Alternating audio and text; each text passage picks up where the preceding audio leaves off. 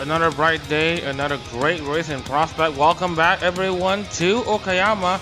We're here in Mimasaka, Okayama at the Okayama circuit for round 2 of the 2024-25 Hololive GT3 for Japan Series qualifiers. We're here in Okayama for the Okayama 400 Split B race. With that being said, let's take a look into how the track looks. We got 12 corners to look at. We got 3.7 kilometers of a racetrack to look at. We're looking at 55 laps of racing, just like what we've seen from last race. I just want to correct everyone, it's not actually 250 kilometers, it's actually 200 kilometers. But anyways, we've seen the target lap times go down to 130s. So we can simply say that the target lap times have been beaten. And today we're going to be racing the Split B race, as we have mentioned earlier. So, very nice race in prospect. Hopefully we get to see an equally interesting race today, like we have seen yesterday. Now, with that being said, let's take a look into the Zarco Series standings after Sportsline Sugo. We got Tyler Williams leading the championship, for Amane Kanata leading the top 10 and with the rest of the field. And then we have Mosaki Reza, who had his best ever Hololive GT3 finish at Sportsline Sugo last round. We got Vasa de Barca beating Joshua Asahi on the final lap for the final podium positions for Aki Rosenthal, as strong as ever, the guy being Rosenthal. And Joshua Asahi and Ryu. Now we have had the update news that Sakamata Chloe is going to end her streaming services in around January, so we are going to make the qualifiers the last races for Ryu and Sakamata Chloe. And Ryu has already signed a deal to join another team, but we'll have to wait until the official announcement comes in. Then we have Joey in 6 for Jupiter Riding, Houston Rio 7 for Nakiri Ayami, Narita Kaczynski 8 for Choco, Duciem 9th, and Lorenzo Ricci 10th. Then Nakamura in 11th, Casio 12, Jay Goodwin 13th, Luigi Garin Lagoyana, that's 14th place. Then Barger 15th, with Masa Rider Shango in 16th and 17th, Nikolai 18th, and Hofumi is in 19th. Hofumi of course didn't start last race, plus I hope that we were able to see that number 1 Nissan rip through the racetrack today. Now with that being said, we are going to move over into qualifiers, but since we have a good amount of time on our hands before the clock strikes 10 p.m. or rather 10 a.m. GST, let's introduce ourselves to the country, well, the stream that is. I'm Mama Reza, and alongside me is of course the Gagura driver for Formula Hololive International, Grave Prower. So Grave, as we're about to start this qualifying session, what are your thoughts coming into the Split B qualifying? I mean, yesterday was a wild, chaotic race. I mean, it was mostly caution-free, but it was still a lot of crazy moments that happened that made the race memorable. So I don't know what Split B is going to have up their sleeve. Maybe they'll do better, maybe they'll do worse. You never know. I mean, it's racing. You expect the unexpected when it comes to these types of sports. This is one thing I definitely know. You can't gamble on drivers because you don't know what's going to happen on the track. Yeah. But I definitely know this qualifying, I can definitely see a lot of fast passes. A lot of these cars. I saw BMW and Aston Martin. I definitely know my good friend who kind of helped me a lot during high school is a huge Aston Martin fan. So this might be extremely exciting when I tell her about this. Yeah. All right. So, apart from Aston Martin, we're talking about the Regulus lineup. We have seen a Ford Mustang and a Ferrari. We've already seen... now we're going to see another Lexus RC-F, but this time it's prepared by another team. And then we have an Aston Martin and, of course, a BMW. So, just a bit of a heads up, though. The Regulus cars do run a different car set than the usual Hololive GT3 cars because they use the Regulus uniforms. They have their cars based on the Regulus uniforms rather than the original uniforms. So we are going to move over into qualifying now to see these cars in action. So we are just going to adjust the hood and all that stuff. And so here we go. The qualifying session has already started, and we are going to be seeing the first cars out on track. Oh look, that is we got Lorenzo Ricci now coming out. We've already seen Maverick DCM coming out. On the number 46, Omar Polka Nissan. So, speaking of which, I just wanted to take a look into the BMW. Just wanted to check. It has not come out yet, but if you want to know what it looks like. Very nice. So anywho, we now have this qualifying session underway. We are going to go for one onboard session. Now, this last time out at Okayama, actually, or rather, last time out at Okayama, Tyler Williams won here in this very circuit in February, and he also won the last Hololive GT3 Split B race at Sportsline Sugo. So, what do you think of his chances? I mean, like I mentioned, you gotta expect the unexpected. You don't know what's gonna happen in this race. So it's definitely going to be exciting to see how this race plays out. It could be anyone's game at the end of the day. I mean, we saw how yesterday the race started with 3 drivers already out of the race because the cars couldn't start up. So this is going to be a huge factor. I mean, you never know who's going to win the race or who's going to win the championship. So This is what the best part racing is. Yeah, unfortunately for everyone, Hofumi is currently out on track. First running in Hololive GT3 this season so far. But we are going to be paying attention to Tyler Williams though. So I'm not sure if you know how to commentate onboard laps, but Ray, if you know what to do. Well, I mean, you definitely can see the driver right now. He's definitely focused. You can see how he turns and how he shifts. That's the main key factor. You gotta have perfect time when you shift the car. You don't want to kill your engine or have it too fast or too slow. Because if you get redline, it's definitely gonna call the car quits early in the race. That's definitely gonna ruin the chance. I mean, we usually have a manual transmission. These are different, but you definitely can see how on the speedometer how he's shifting gears. Now he's in 3rd gear. As he approaches the turn, he goes back to the 2nd gear. That actually helps out. If you go in lower gears, you're kind of more faster on the turns. So this is definitely how racers over here would do it. So yeah, so we are going to go continue on with this onboard. Coming in at Atwood, as you mentioned there, when you are coming in on the corner, sometimes you gotta have to downshift for you to get extra grip. So I can see where the sentiment is. Now, coming into the back straight, Tyler Williams is already fastest in the first sector, and coming into the very slow hairpin. Usually for the Nissan, you might actually want to either go in second gear or first gear. And then coming into Revolver and Piper, hanging in second gear at Revolver, maybe second gear at Piper, yes, second gear at Piper. And now you're coming into this Redmond and Hop section, brake at just under the billboard. Downshift to first at Redmond. I think that will be the same thing at Hobbs. Maverick CM has already set the initial fast slot, 131.807. And now coming into Mike Knight, turn 11. Hanging in third gear and then maybe second gear in the final corner, but he hangs it around in third gear, tries to carry as much speed as possible in the final corner for this long main straight. And let's see how it goes. Yeah, definitely can see how these drivers are trying to focus to see if they can get the fastest time. But even if you have the fastest time, does not guarantee you have to gonna win the race. You may have the fastest car, but the winning racer is the one that never quits. Just like, because you never know. The fastest car could be the one finishing dead last. Yeah. Just wanted to also update you as well. Blaza Demonte is on fire on the Akuro number 19. Fastest and already in the first two sectors. He is going to be set across the line to grab the provisional pole position. And it will be a 1:30.664. So there's a new benchmark lap time for everyone to beat.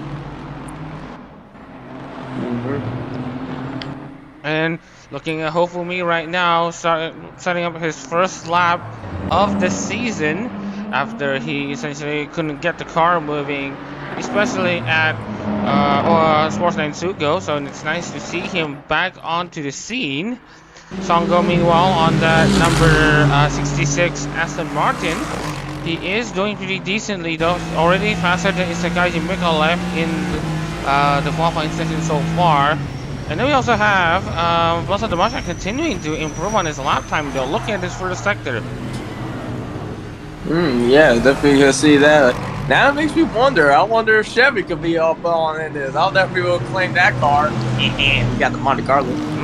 Yeah. So as for the Chevy though, we won't be seeing the Monte Carlo in these times. Maybe a Camaro.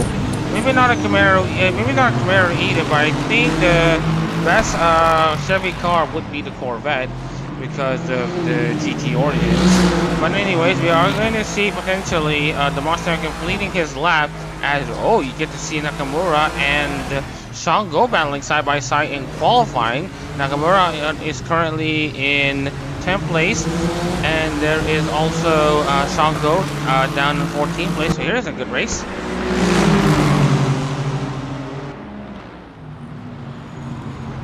Out two wheels!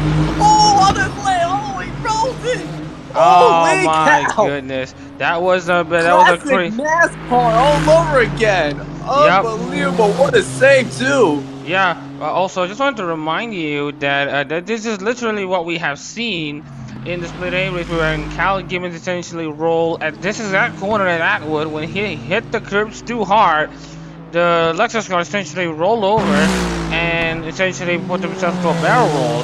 And unfortunately for Nakamura, she was also collected, but I think she is going to continue on as normal. Wow, hopefully the driver's okay, man. Maybe the car can still crank. They'll be able to see that car back on the track. But you can see there was damage on the body, but those are just scratches. No big deal. At least as long as the driver is safe, that's all that matters. All right.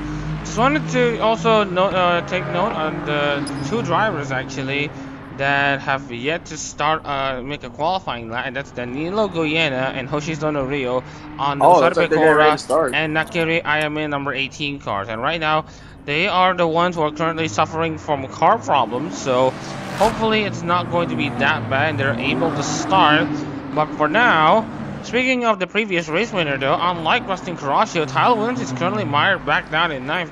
Now, preservation notes aside, Tyler Williams really needs to, at the very least, get into gear if he wants to solidify his place in the lead, or at the very least inside the top 5. And here's Sean Godo, improving on his time. He's currently in 10th place with the fastest final sector. Lorenzo Ricci, on the other hand, has the fastest second sector, but it looks to me that he is going to go to the pits.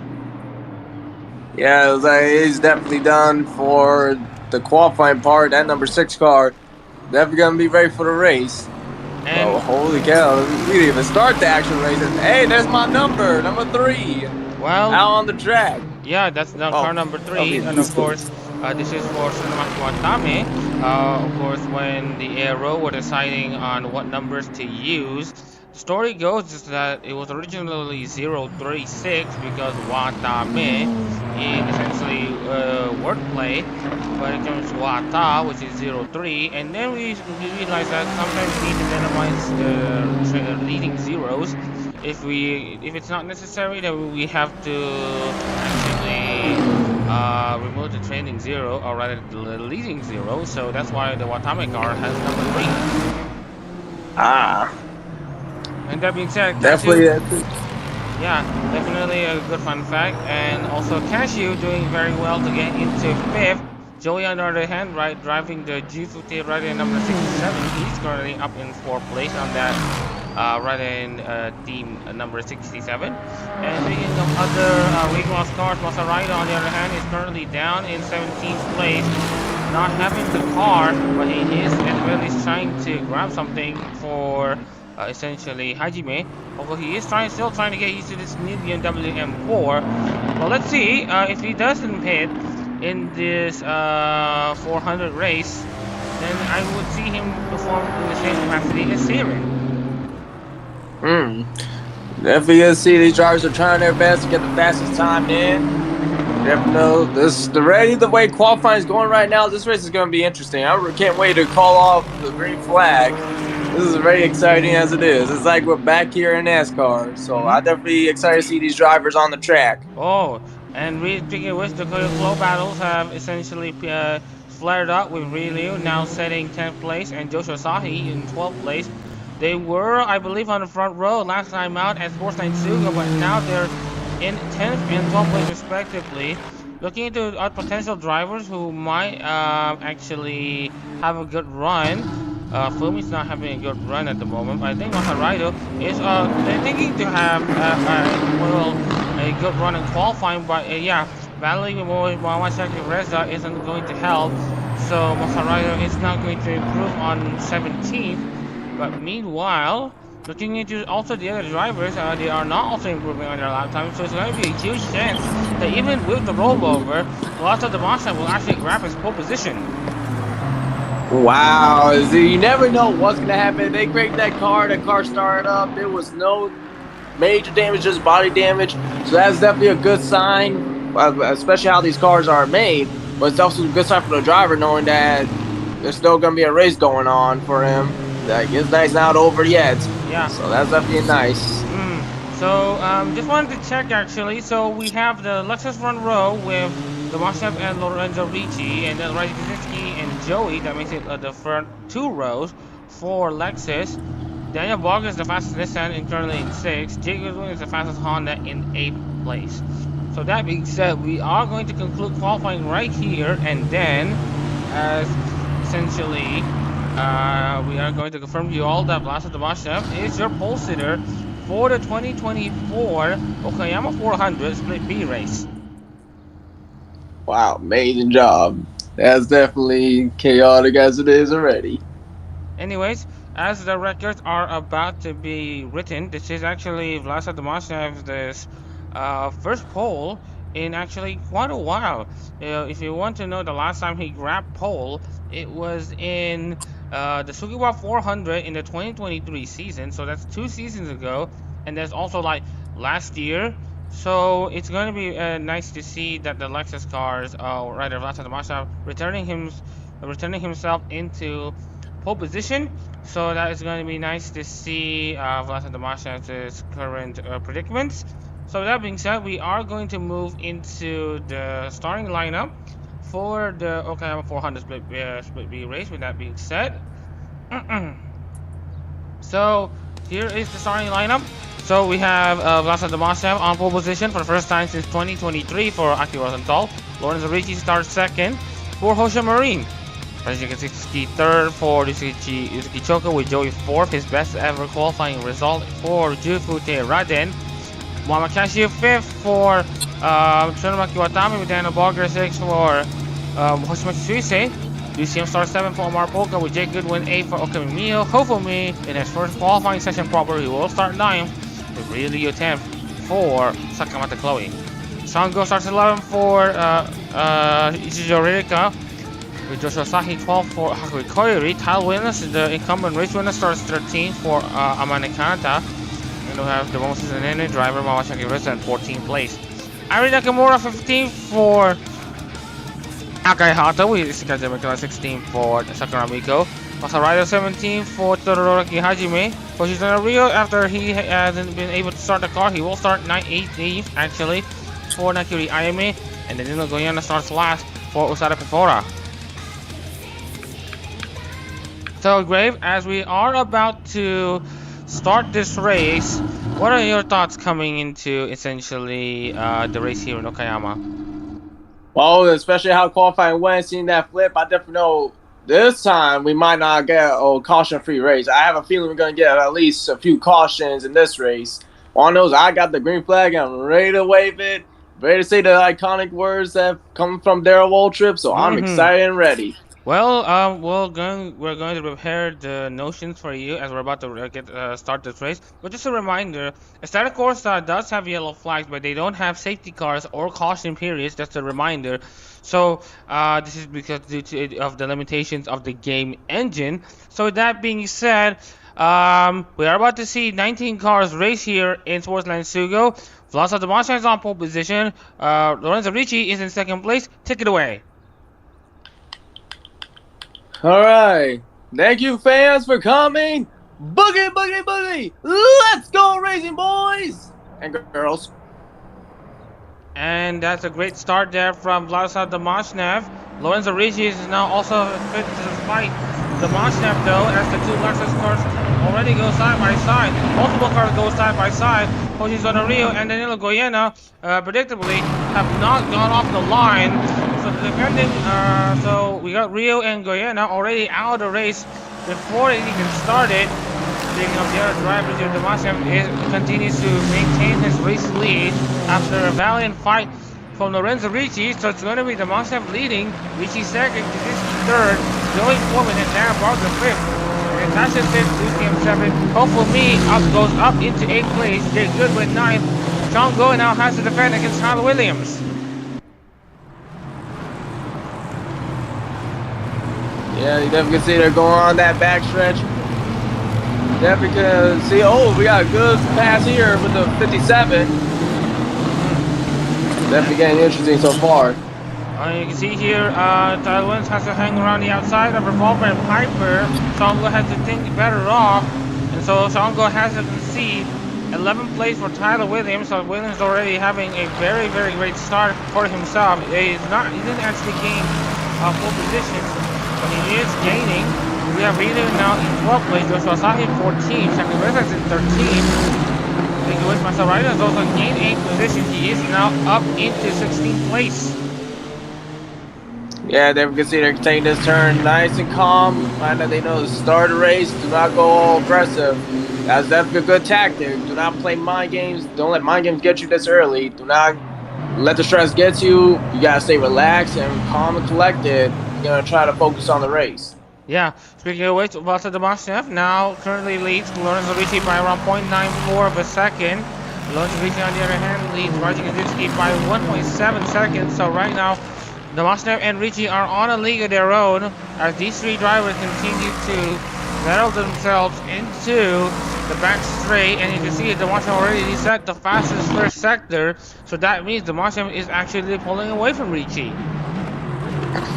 Well, definitely still early in the race. We don't know what's going to happen, but these cars, they're keeping it all together, keeping it close pack racing. So that's kind of good because remember last race, we saw definitely huge gaps, but also the lap car played a factor on the race, especially what led to the 39 winning it. Yeah, we have Momosaki Reza though making a bold pass at the back straight. He is now up into 12th place.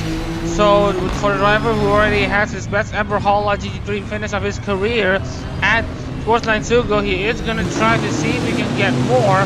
But looking into the fuel loads, I believe, is going to be another victim of fuel miscalculations by the race engineers and crew teams. Look at you can see the 77. You can see it through. You can see his point of view. You definitely know. Just gotta remain calm and also stay in the draft. If you stay in the draft, you get faster speed, and then you can try to slingshot and make the pass. But do not get the draft in the turns. That's gonna screw you. Yeah, essentially because of what we call dirty air. But anyways, looking into potential battles, we are going to be taking a look into Rampage UCM, who's currently hounding Muhammad Cashew for position. He already has a few good winning sectors on that first sector, and if he is close enough to Muhammad Cashew, he can use the straight line speed of the Nissan to probably make a move down the inside, but I think he just runs out of real estate here, so he has to back off for now. Yeah, definitely gonna see a good turn. Right now you see that 41 with that beautiful metallic blue paint. Oh my goodness, that's so beautiful, that metallic blue.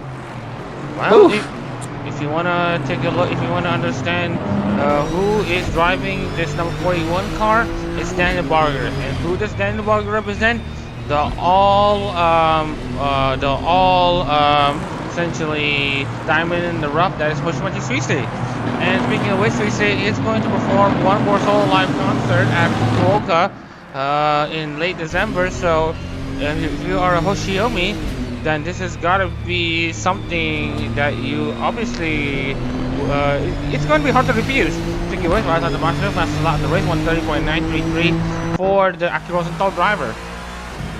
Yeah, you can definitely see they're slowly braking and going downshift as they make the turns. Playing it smart, but you also gotta be careful not to redline because you're gonna kill your engine. That will definitely be a lot of shop time. That will really mess you up in the end, especially when it comes to the points. Yep, and also I just wanted to point out one more thing here. The Lexus cars currently control the race at the moment, with the top 4 being Lexus cars. Daniel Barger is the first Nissan and currently the only Nissan inside the top 5, and he is at the very least overtaking Muhammad Cashew for 5th place. So right now Barger is going to try to chase the other Lexus cars. And looking into the drivers involved, we are seeing again a very pissed off strategy. Rosariki will be pinning later, the Mustang will be pinning right in the middle of the race, Kaczynski will be pinning earlier, Joey will also be pinning later, and for Barker he will be pinning right in the middle. Yeah, you definitely see on board. Definitely got a good shot in the backstretch, especially if you're a Nissan. Definitely got that advantage, but we don't know. Well, I don't know what's the BMW and Aston Martin's advantage on this track. So this is going to be exciting to see. Well, if you want to know something interesting about the BMW should have the straight line speed. So essentially, when the cars were tuned for Hololive GT3 requirements, the BMWs are actually given a pretty decent amount of straight line speed, but of course, to properly make sure that these cars have equal amounts of performances, there is like a temporary balance to be added. But meanwhile, we have Momosaki Reza now making his move down the inside against Shango. And you can see Saki Reza now around the outside in turn 2. Oh, you can see him trying to hang around the outside, but he has gone off into the gravel trap. So Shango wins for now.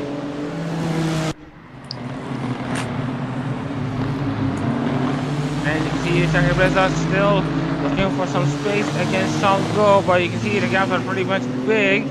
Speaking of which, if you want to talk about the advantage of the BMWs is the straight line speed, somewhat, but we will try to make sure that they don't struggle in the corners as much as they are at the moment later on.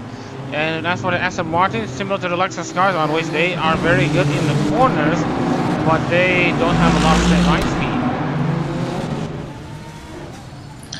Yeah, you see on board, you can see how the focused these drivers are. And then you can see the shifters are not, it's not like actual gear shifting on normal cars. These are on the steering wheel. This is what you call paddle shifting, and of course, the shifting can go in two ways. There's the haze pattern, and there's also the, as we mentioned, the paddle shifting. So, anyways, back onto the racing scene here, we are going to be taking a look into Daniel Barger, though, still not chasing the top 4 Lexus cars. Daniel Barger only sets at 133.193. Oh, and that's Songo coming into the pit, so he will make an early pit stop, and it looks to me that he will be good for the entire race. So he's going to go for an extreme undercut strategy, and once again, he's going to pit very early in this race and hope that with other events that should happen, then he can just focus on his own race for the rest of the essentially race. Yeah, definitely. Oh, you see how the car just redlined it. So good thing it was not caused any damage. So that's a good sign. But early pit stop, this is definitely a different strategy. And right now we are going to be looking into some other potential strategy mix-ups that we are going to see. Potentially Mohamed Shakib Reza, but I'm not sure if this strategy is going to work out for him. Speaking of Masa Rider, though, he will also be thinking of hitting in the next 2 or 3 laps and probably do a similar strategy to Songo. I mean, if that worked for Seirin, with her getting 4th place, what are the odds that that could work for them?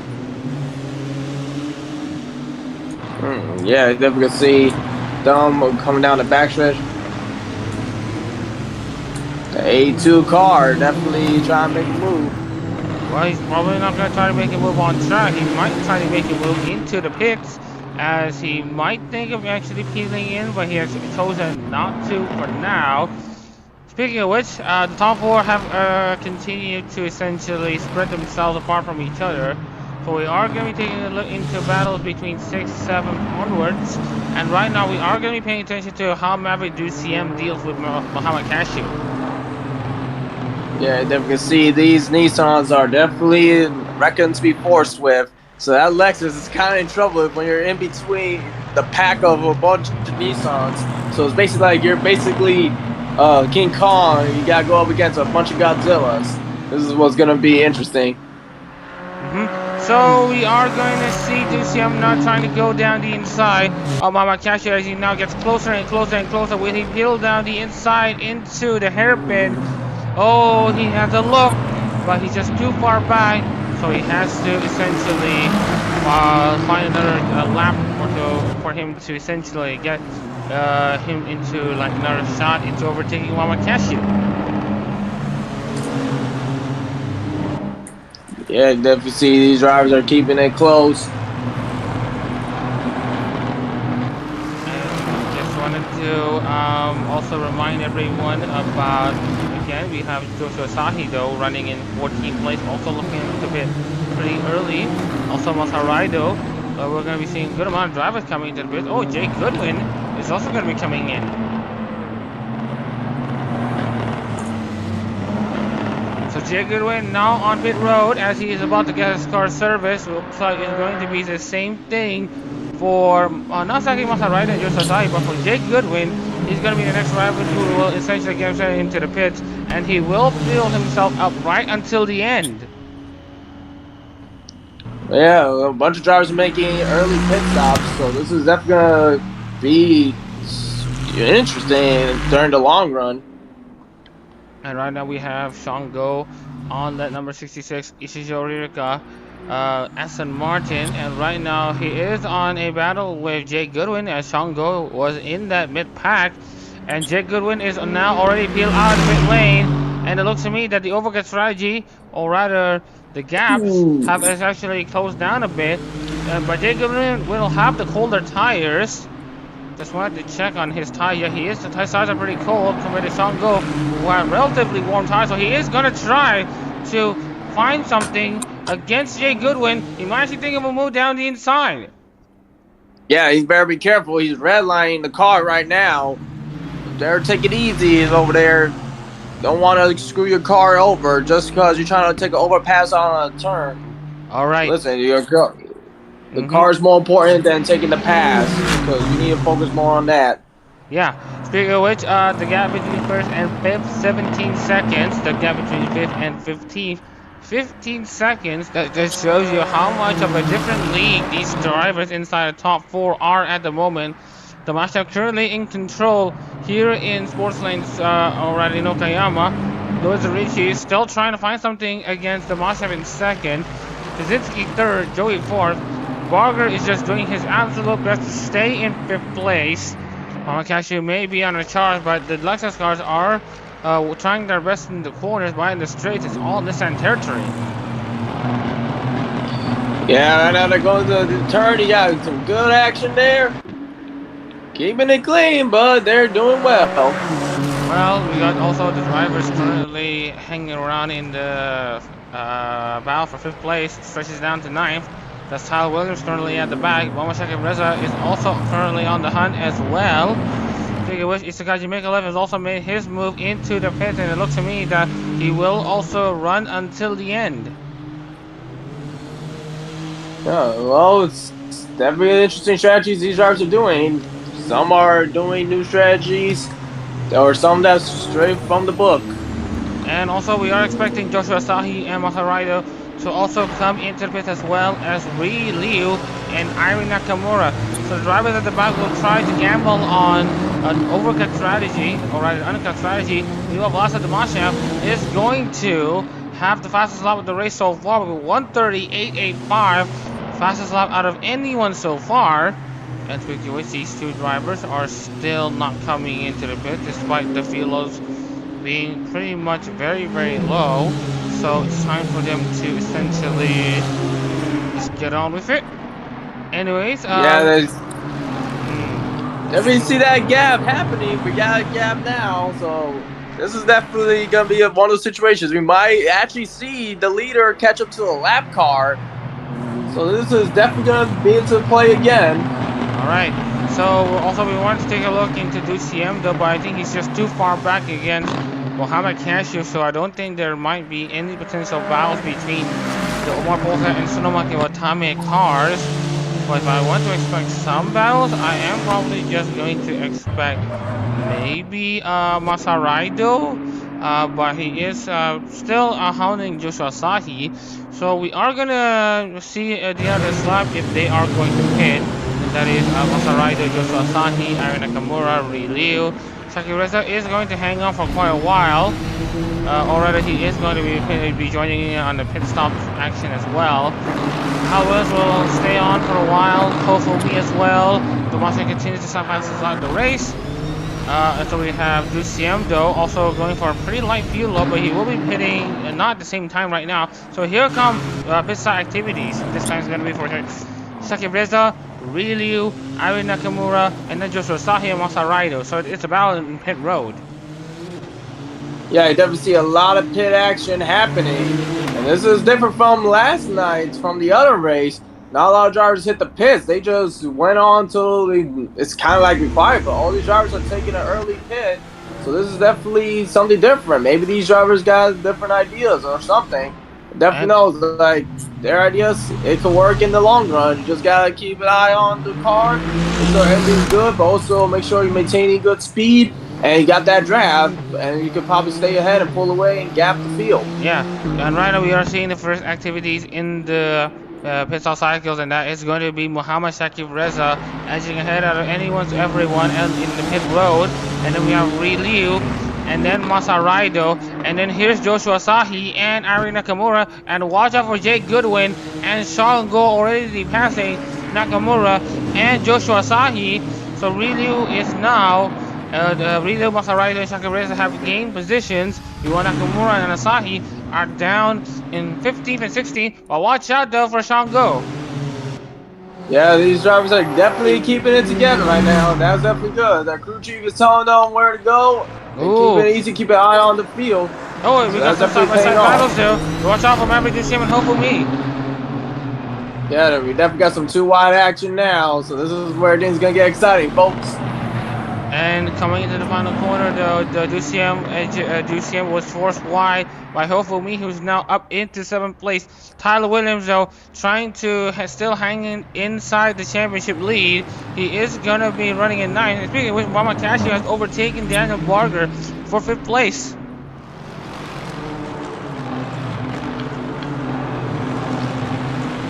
Hofumi continuing to... see right now they're taking... Yeah. Just speaking of which, Hofumi currently staying in 7th place. Tyler Williams still staying in 9th. Jay Goodwin has still defending himself against Masaraido. Masaraido has already overtaken Shango for 13th place.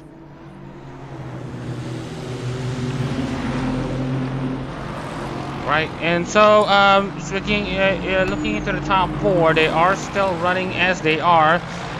Looking into DCM, who will be hitting soon enough in the next 11 laps. And then we have Hofumi hitting in the next 20 laps.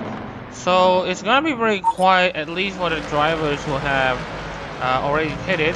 But for the drivers who have yet to pit, it's still pretty much an on race.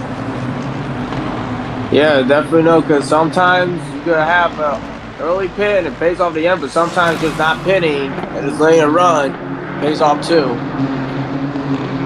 And so we are going to be taking a look into some other potential battles. We are seeing 3 packs currently forming on the racetrack. We have, of course, the likes of Nakamura and Asahi and Mikolev, the 3 Hondas currently mired at the back. And then we also have drivers currently running in turn 1. Casio, Barger, Fumi, and UCM, and also Tyler Williams. And also we have the likes of Shakireza, Rilu, Jay Goodwin, Masaraido, and Shango. So these are the packs that we need to pay attention to. And speaking of which, you mentioned lap cars. So right now, Isagami is right here in 17th place, and already we get to see Lazar Demashnev. Yeah, you can definitely see the lap cars are definitely going to be in place. 17th place is going to be called... Oh, the first place cars are definitely catching up to the 17th place. Some drivers, they may be like, wait a minute, I thought I was leading. No, but it's just a lap car. Well, definitely going to play a key factor here. Yep. And speaking of leading factors, Shaka Fresa is still pretty much doing okay. We already said his personal bias. Speaking of which, as for the other drivers that are involved, just wanted to check. Shango has made his move against Masaraido though. Masaraido on the inside, Shango on the outside, hits the gravel trap. And he tried to go down the inside of turn 1, but was forced off wide at the exit of turn 2. And that would mean Masaraido would be able to defend his 13th place. Yeah, definitely going to see this is definitely some good action right now. Really got to be careful on the turns. You don't know who's going to be there waiting for you. And right now we are going to be checking on to the rest of the field that we see. Denberger currently in 6th, Fumi in 7th. Not much potential battles at the moment, so we're just going to take a look here actually on the air temps and the track temps. Air temperature 4 degrees, and then we have the track temperatures at 5 degrees. So we are currently experiencing a very cold race here in Okayama. We're racing in the winter. So if you have any experience racing in the winter, can you tell us on how you approach winter driving?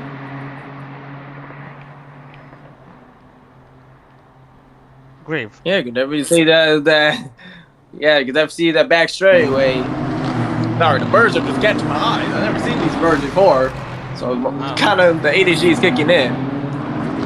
First time in Japan too, so this is kind of affecting. My apologies, folks. But they see that good turns for these drivers. Anyways, trying to keep it together.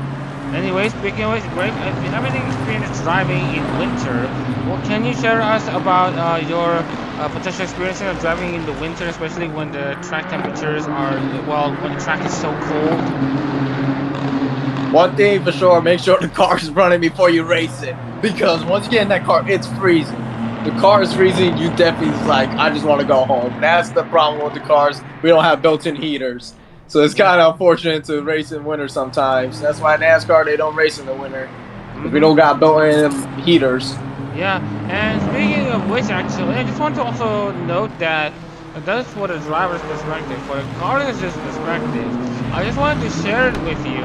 With colder track temperatures, the heat doesn't get into your tires quick enough, and so if you already come out of the pits, it's gonna take like maybe 1, 2, maybe 3 laps to get your tires warmed up, depending on the length of the track.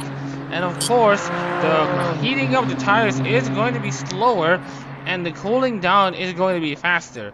So that's also one thing to take note when you're driving in cold conditions. And speaking of which, exactly Jimmy Michelin has made his move against Joshua Asahi, as they're now going side by side. They have gone side by side, and this is exactly guy Jimmy Michelin now up in 16th place.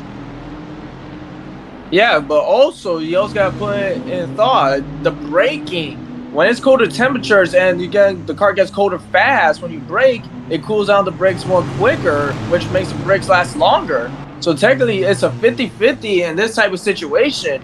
You got the tires warming up more slowly, but you got the brakes cooling down quicker. Actually, also is put into play also.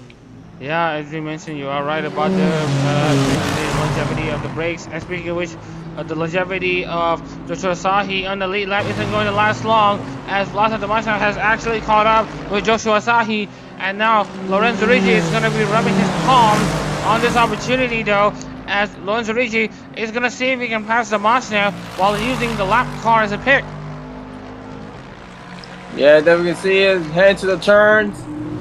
Then these cars, the brakes are cooling out quicker, so that you can see how it just cools down more faster. You can see how red hot it is going in, but how quickly it goes away. And Joshua Asahi has been cleared by Vlasa Damasha, who now officially has put Asahi 1 lap down. Because Lorenzo Ricci is going to try to also give it his all, as he is, of course, representing the recently, Shumari, who recently hosted her solo live concert. So he's got a lot of motivation and energy coming into this race. And speaking of which, looking into the drivers, as they've already, as Damasha is about to start lap 17. Liu and Jay Goodwin are currently on a stalemate between each other, but a BMW and Aston Martin is actually hounding them. Yeah, I mean, it also depends how the track treats the drivers, because, I mean, any track, it becomes a curse for some drivers. Some of them, it becomes their best track. So there's also basically them focusing on making sure the track does not play any tricks on them. You also got to put that in thought, too. As you can see on board how fast this is going, especially on the backstretch. Never know, those speeds can top off. Probably like around 170. I'm not sure. We didn't check the speedometer on that car.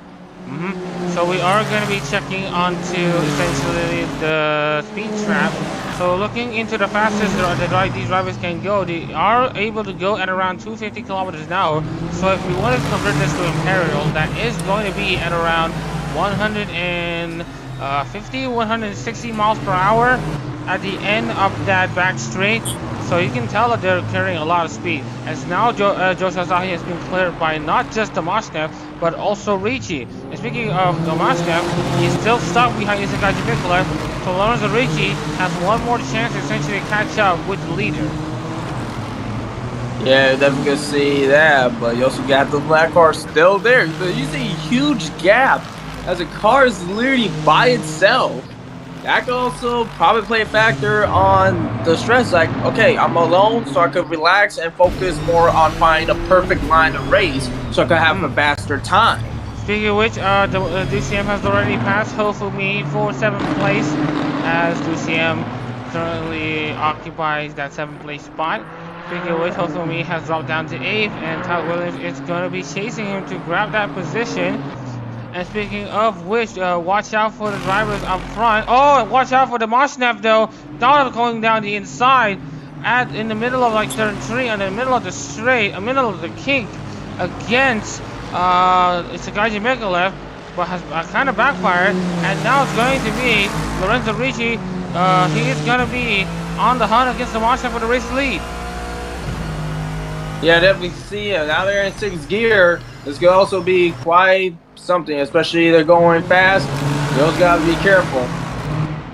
As you can see here, coming into Revolver and Piper, the Moshnev is still trying to look into something against the likes of Isekai Jimikala, who's currently blocking his path. And right now, Lorenzo Ricci is going to try to see if he can find an opening against Tomashev. If Tomashev fails to make a pass, then it's going to be Lorenzo Ricci who's going to be sweeping in on the opportunity. And right now, Tomashev is losing out to Mikalev in the final sector. But after turn 1, this is where Tomashev might just be able to have his advantage. To the main straight we go, and Tomashev is still on the hunt.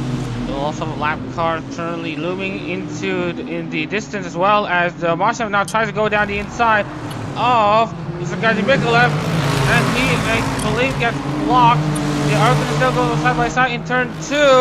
Tomashev is still going. Oh, he actually went on into the gravel trap, and watch out for Lorenzo Ricci. Oh, Lorenzo Ricci is going to go down the inside. They're not going to do much. Ray got to the turn. It was too late. There was no space. And speaking of which, we have Lorenzo Ricci already. Tyler is making his move against Hofumi. But at the same time, watch out for Vasa Tomashev. He's going to try to make a move against Isekai Jimikalev at the hairpin. Tyler Williams is still side by side, but has went off into the gravel trap, and that will mean that he will be stay in 8th place. Speaking of which, we have Isekai Jimikalev now being cleared by Vladislav Tomashev. Will Lorenzo Ricci be able to do the same? And right now, Tomashev is doing his absolute best to maintain his advantage. Yeah, definitely can see that was a good turn. And definitely wasn't going inside the grass, which would have cost him. So it's kind of playing it smart, playing it safe. But you definitely know you still got drivers behind trying to make that pass. But right now, he's trying not to let anything get past him. Speaking of which, DCM is now exited in 10th place after he has essentially finished his strategy run. Chucky Reza is going to be making his pit stop in due course. And speaking of our drivers who might also think of making a pit stop sooner or later, Chucky Reza is the best driver that we can think of at the moment. But for now, we are going to be seeing potentially, oh, look at this, Ryu, Jake Goodwin, Sean Go, Masaraido. Now Aaron Nakamura joins in on the fight. This is where Vladislav Tomashev is at the moment.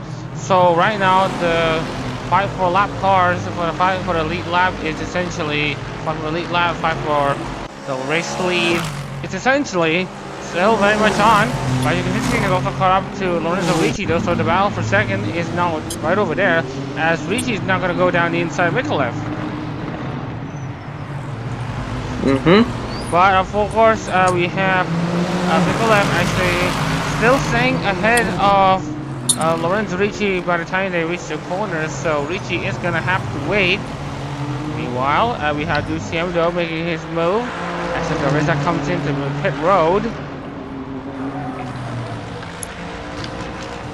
Lorenzo Ricci now trying to see if he can find some gaps, find something against Mikalev as Tomashev continues to pull away a bit, but he does have a gauntlet of lap cars that he has to deal with. So instead of 2 lap cars, he has 5 lap cars, and right now Tomashev is going to see some potential action going on as Sakurasa now goes down into 16th place, overtaken by Joshua Sahi, but he will have the tire advantage.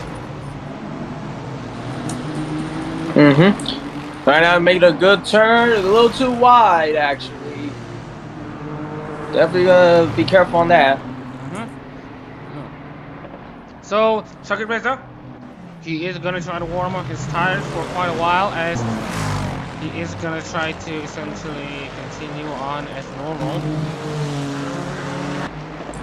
Losing 8 places after that pit stop is not usually the positive part. Now, looking into his fuel loads, though, he is going to be pitting again in the next 10 laps, so that's going to be a bit of a waste. But other than that, we got the drivers currently looking to find a way past each other. Lorenzo Ricci, I believe, has already he has yet to pass Mikalev, and that's going to keep costing him. Yeah, that's definitely playing a huge factor. But you gotta be careful on that and watch it. Make sure you don't keep making the same mistake.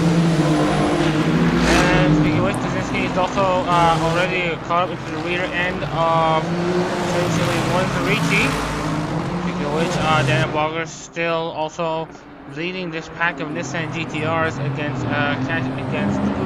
and Williams. Just wanted to let you all know that, remember, you got the drivers inside top 8 who have essentially yet to pit in this race. So it's going to be intriguing to see which of these drivers come out on top. But watch out for the battle between the 3 Lexus cars. Yeah, you can see that right now they better slow down as they head to the turns. You get a slower approach to the turn, you get a better exit from that. Right now, these cars are seriously redlining it a lot. They got to be careful. Well, in GT3 cars, actually, the red line may sound like it's a red line, but the actual RPM at which the engine starts to take damage is actually pretty much higher. So if you see the cars essentially revving at the red line, it is not really it's not really something to be worried about, as the engine is not taking a serious amount of damage, as the limit is actually much higher than that.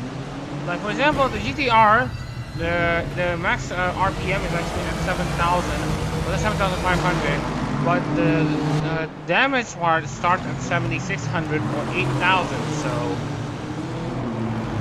they're all fine in the driver's eyes. As just want to look into Kaczynski, who's still now trying to make his move to the pits though. He thought that maybe I can't pass Lorenzo Ricci on track, so maybe I'll try it on pit road. Yeah, you definitely see that some playing huge factor, as now we got more pit action. And right now it's going to be interesting to see where these drivers end up. Looks like it's going to be Kaczynski still essentially ahead of Daniel Barger, and it looks to me that the Mama Cassia is also making his move into the pits. Kaczynski's still pretty much stationary.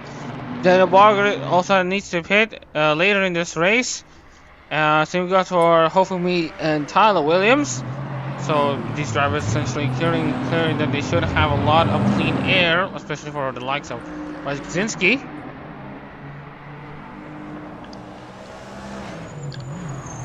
And also looking into the late lap cars, especially the leader, the Mustang, he is currently having a pretty okay race. He's already passed Nakamura, and Lorenzo Ricci on the other hand still stuck behind Mikolev. Yeah, right, and they're going to a turn. That's 6, definitely keeping a tight turn. Got a little better exit, but could use a little work on the timing. Definitely could try to get a better turn. Right now, see, that's much more better turn. Got a better exit off of that. Still got the car in front. Make sure that he don't get away. Yeah. Also, looking into essentially what's happening at Revolver and Piper, we are actually taking a look into essentially the Nissan drivers, but watch out for the drivers for the back though. Here comes actually Lorenzo Ricci, but I don't know if he is close enough to make a move against McLaren. The answer is going to be no. Shakireza on the other hand is going to be looking for a move against Joshua Sahi, and meanwhile there's Joey in 4th place looking to latch Shakireza.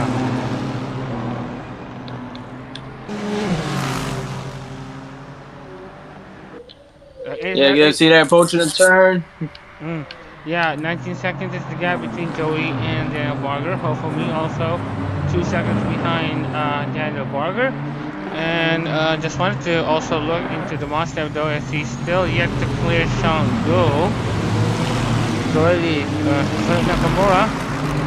And it's going to be an interesting sight to see though, the Mustang. Because the last win actually came in 2023 at Tsukuba. He went winless in the 2024 season, but he will win in 2024 if he stays in this position.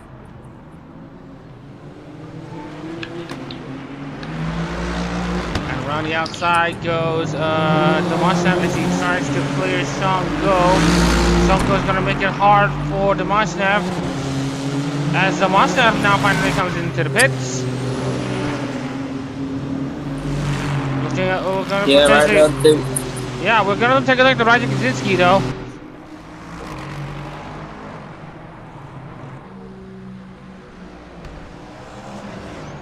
So the current head-to-head for the Mustang is Rajan Kaczynski.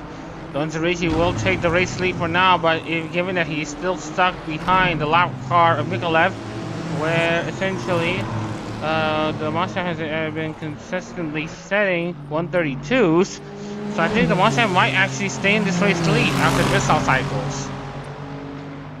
Yeah, I definitely know how many tires that these people gonna have. I mean, you see all these pit stops. I wonder if they got enough tires. Speaking of which, the Mustang is still stationary. Roger Kaczynski is on the main straight, so this is gonna be interesting to see. Actually, Roger Kaczynski has beaten the Mustang. So the Kaczynski actually might actually be your new race leader, but also we want to pay attention though on Lorenzo Ricci's progression. Yeah, you definitely can see some of these drivers are definitely killing out here. Yeah, it looks like the Mustang had a very slow pit stop though. It did fail until the end of the race, but he has lost a lot of time on that pit road. And if he doesn't make a move on, then he is set to not win any race in 2024 in Hololive GT3. Yeah, you definitely see that good shot. A lot of light flash bulbs are going on. People are getting these photos of these cars in this race. Definitely know these fans do enjoy the Hololive and racing mixed together. So this is definitely a huge thing. I mean, who wouldn't love VTubers and racing the same thing? Yeah. Like, that's something I would dream of. Yeah, anyways, just wanted to also take a look into potentially strategies for Joey and Lorenzo Ricci. Ricci and Joey will be pitting at roughly the same time. Hopefully and Tyler Williams, well, actually it's going to be hopefully pitting next, then Lorenzo Ricci and Joey, and then Tyler Williams will be pitting last. Yeah, right now they're trying to get that straightaway, and here they come zooming by. That 57 car definitely getting a shot, and ooh, that was a bad turn. A little bad exit timing, so that was kind of gonna cost him in the end. Yeah, but for now, it's going to be an issue of essentially how Lorenzo Ricci deals with the rest of the field. He has already lapped 2 cars, Yoshio Asahi and Mawasaki Reza. Meanwhile, we have Joey now trying to find something against Sagaji Mikolev. Speaking of which, the rivalry between the Sakamata Chloe and Haku Koiri cars it's actually really who has the advantage. He's the only driver in between the two who is currently inside the points. As essentially, Yokosawa is currently out of points. So really, it's going to be advantage really in this mini Koyo Pro battle.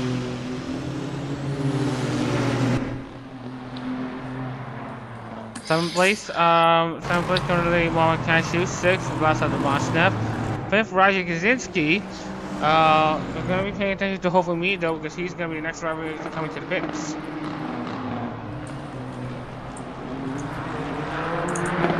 Yeah, definitely gonna see more pit action. You see the one car drive by. It was a little slow, and oh, that explains because the one car is going to go for a pit stop. So Hofumi makes his move. He will be overtaken by Raja Kaczynski, the Mustang and Casio, but he will be fighting against Barger and DCM for what's potentially going to be a top 5 finish. So let's see how Fumi handles his pit stop shenanigans. This is where Barger and DCM is. Yeah, you definitely got a good shot of 41 making that turn, and got an okay exit. Yeah, they're going for another turn. Well, over here they keep saying left turn, not left turn, not left turn, but here you got the cars making the right turns. So this is kind of like our little payback of the joke. Speaking of which, Hofumi has exited into the track already, and he's going to be overtaken by Daniel Barger and Maverick DCM. But he's going to cause trouble to Maverick DCM as he thought about making a move down the inside, but he has to fall back. He is overtaken by Barger and DCM. Yeah, you can see the 6 is definitely trying to make that turn. And oh, that was a little bit on the curve. And right now the gap between the Mustang and Ricci currently set at 40 seconds, and that is currently possibly the pit stop delta that the Mustang needs to pay attention to. The Mustang needs to get under 40 seconds if he wants to have a realistic chance of passing Lorenzo Ricci once Lorenzo Ricci already comes into the pits. And right now the gap's already dropped down to 39 seconds. As you can see here, the Mustang has a bit of clean air, and Lorenzo Ricci is stuck behind lap traffic, still struggling to pass the lap.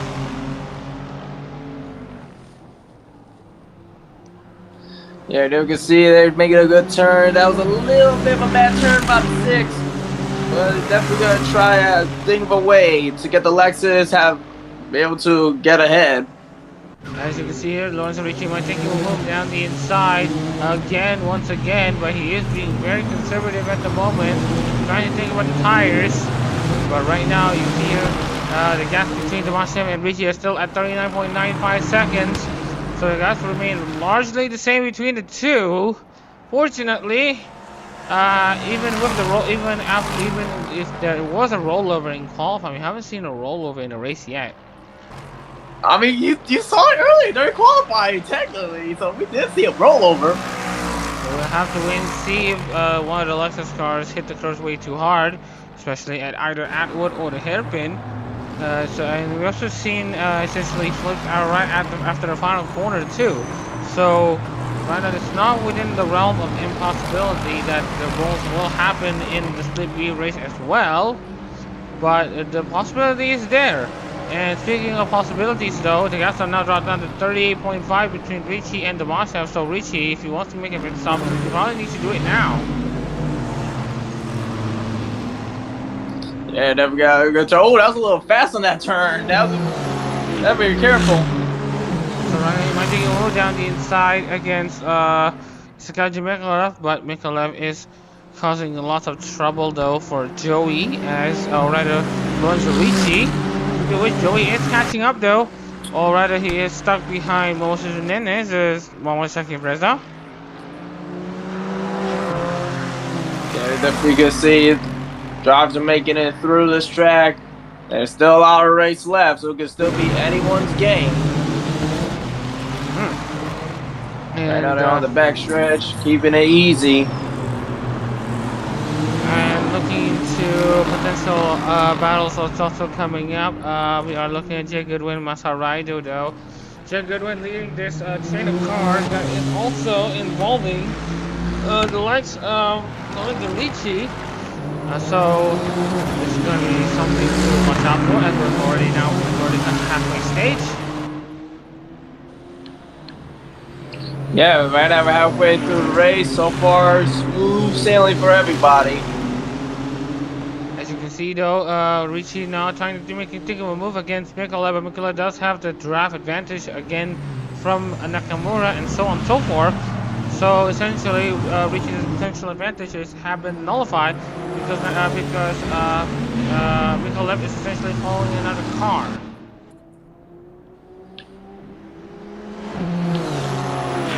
Yeah, you can see it right now. They got good shots, especially this camera crew. They're doing an amazing job.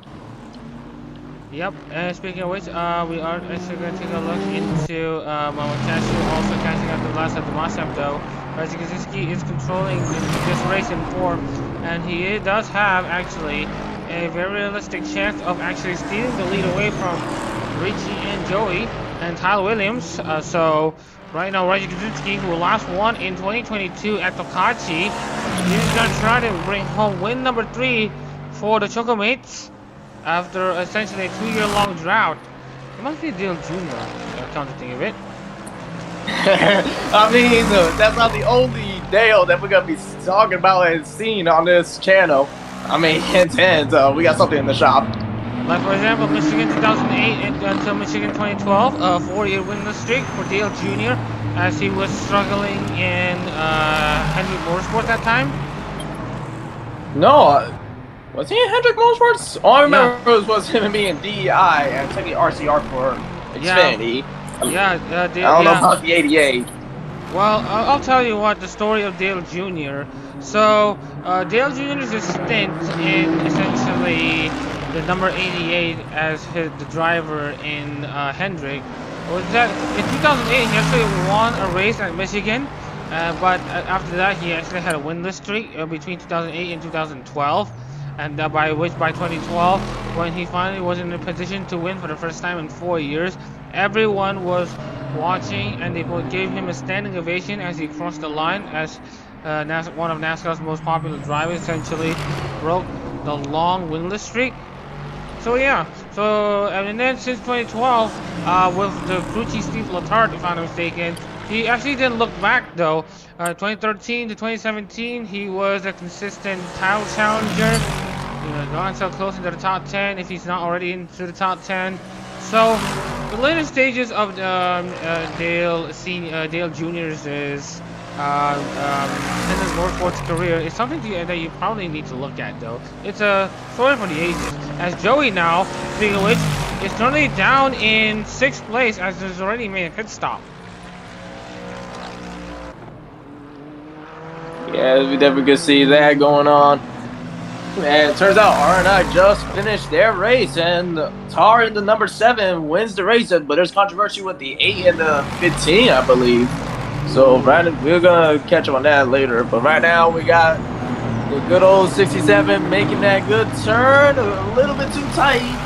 A little decent exit. Oh, there's Lorenzo Ricci coming into the pit, so the next driver in question is Rajan Kaczynski, and Rajan Kaczynski is going to be set on crossing the line to essentially take the race lead from here. He actually took the lead away from Gabashnev, who was the leader before this, and it's now going to be Rajan Kaczynski in control. Remember, we are saying that Kaczynski is the leader because remember, Tyler Williams has yet to make a pit stop. And look at his lap times though, compared to the rest of the field. 1:31.815. Wow, impressive. We definitely see there's a huge gap on the backstretch. Right now it's a solo car, but right now that lap car is about to be basically gonna have the leader catch up to him. So right now we have 2 Lexus cars on pole position in this round already. So we are going to be potentially checking on Rajan Kaczynski's last win, as we are going to double check once again. No, yes, his last win does indeed come from the 2022 season, where he essentially won his first race, and rather his only race for Yuzuki Choco for now. And so Kaczynski is going to try to dig himself into a position where he could win Lexus's first Hololive GT3 race of 2024-25, while also ending a 2-season drought that spans just well over 2 years. So Kaczynski is going to essentially try to give it everything he's got to make sure that he receives his first win in over 2 years. Yeah, so far, right now we're close to that half. I think we passed halfway actually. We already passed. We're close to like 3/4. It's like a quarter lap for this race. Yeah. Actually, I think the map is not mapping. Yeah. Oh no. Speaking of which, Tyler Williams has already made his pit stop, and Rajan Kaczynski has officially taken the race lead.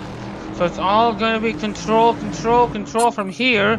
As you can see, Saki Reza not having a good race though. He had to pit though once again, so he's now down into the 17th. Mikulev is now back into the points, but albeit him scoring only 1.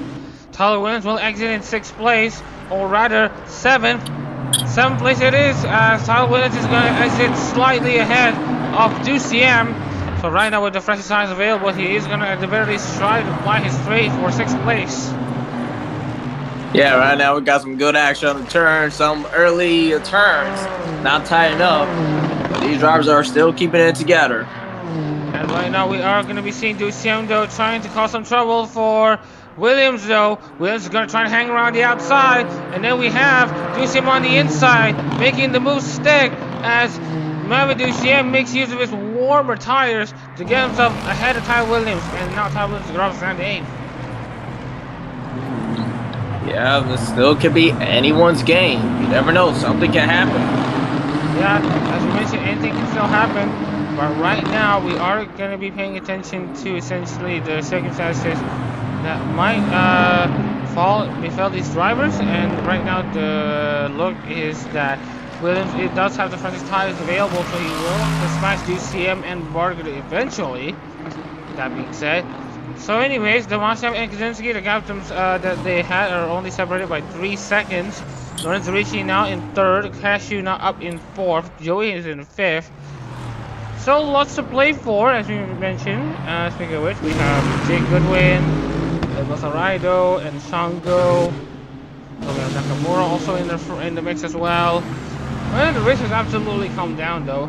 It's a race of strategy though. It's not like they're playing chess.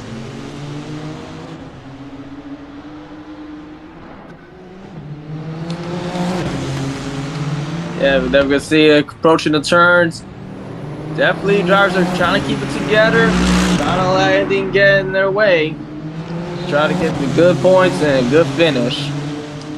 And just want to check once again though, the gap between Cashew, between himself and BC is like 5.3 seconds. And then there is the gap between Cashew and Joey, that's like 5.6 seconds.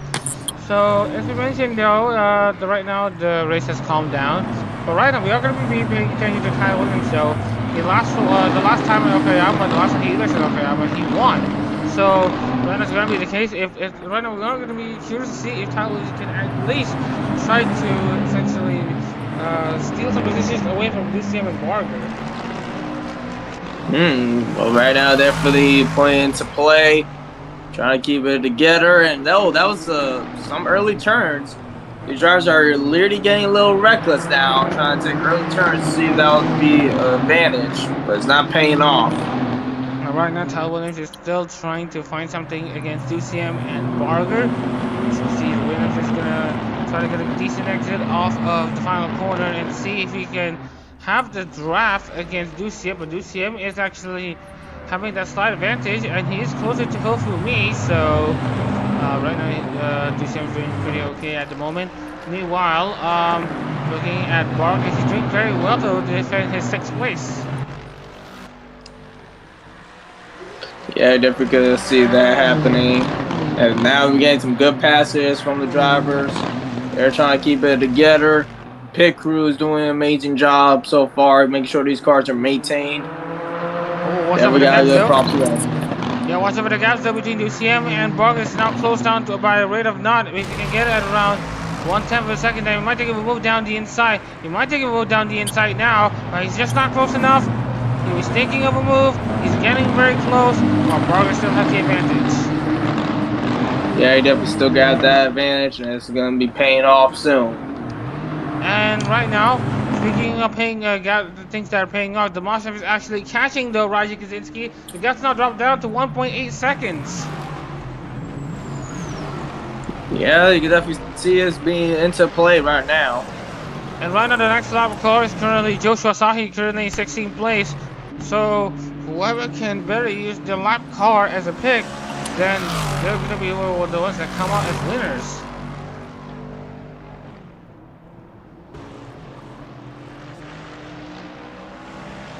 There's the Mustang who started on pole position for Aki Rosenthal last time out, and essentially we were looking into his last time he grabbed a pole position was back in the 2023 season when he raced at Tsukuba in the Tsukuba 400.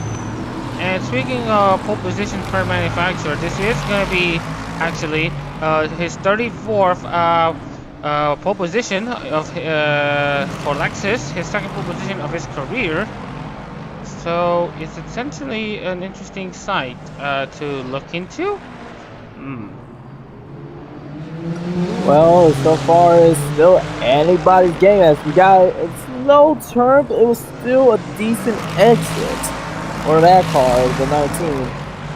And right now, everyone's trying to keep on keeping it together. Whew. All these drivers are definitely impressive. Of every league I've been to, you can have like 20 wrecks already. Yeah. No, these drivers, they know how to keep it together. Yeah, they know how to do some clean racing though. This is essentially essentially GT3 racing. These are essentially sports car racing. If you want to know the cost of these cars, these cost about roughly $500,000 to $600,000 per car. So of course they want to try to minimize the damages and all that. And so they are going to try to essentially keep the running cost minimum. That's why the drivers are essentially taking it easy as it stands. But looking into the gaps though, look at the gap between the Mustang and Kaczynski. It's now dropped down to like 0.9 seconds.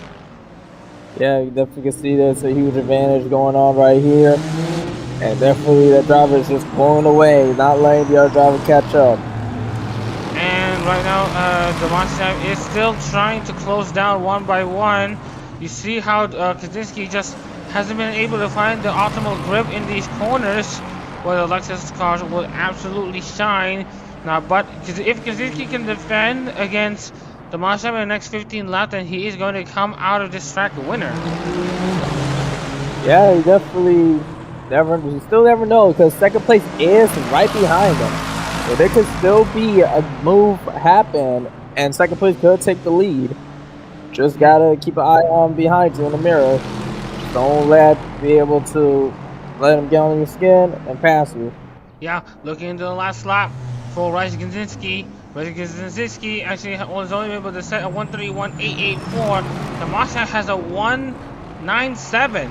So he is actually faster than Kaczynski by 7/10. So right now Kaczynski has the Mustang has an overwhelmingly fast car.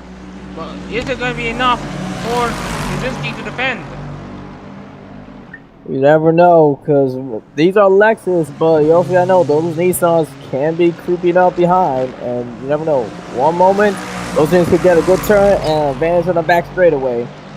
But speaking of which, Daniel Barker is actually 31 seconds behind the leader, so it's going to be an all Lexus battle from here between Kaczynski, the Mustang, and Ricci. And actually, coincidentally, these are the members who are very well known for their use of the halter tops and them being essentially very hot in the design.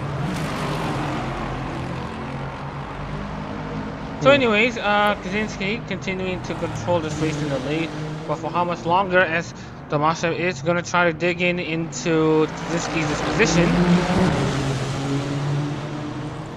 Yeah, we can see as we turn. Oh, that wide turn, that's not going to help at all for the 19. That was a terrible wide turn for the 19. That's not going to... That was a terrible turn. That's all I got to say from him. Yeah, he tried to go around the outside of essentially hops and essentially backfired. But anyways, another driver that we need to pay attention, Lorenzo Ricci, who's now set a 1:39.47 on the previous lap. He's now set the fastest third sector. So right now, it's going to be a 3-horse race for the race lead. Yeah, you're definitely going to see some action here. And you got a lot of lap cars.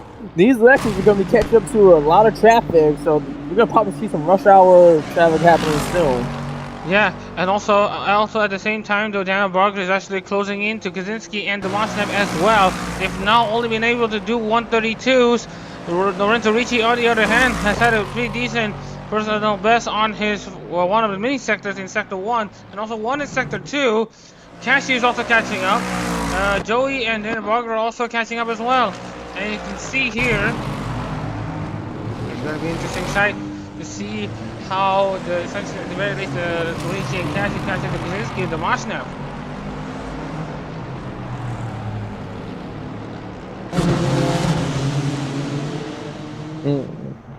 Definitely see some action right now, just studying these drivers, their moves. That's why I'm not commentating much. I'm just studying and learning from them, because I gotta be driving on these tracks on these cars too, so I gotta learn, I gotta study too.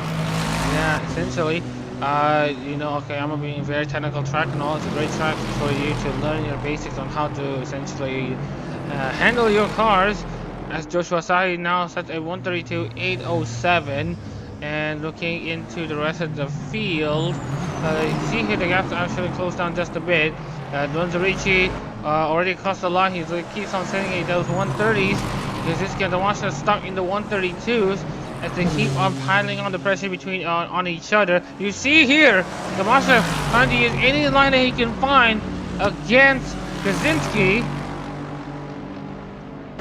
So now we're going to be working out for him. Watch this line. He tried to go around the outside once again. He's going to lose a lot of time. Watch out though. Lorenzo Ricci is catching up.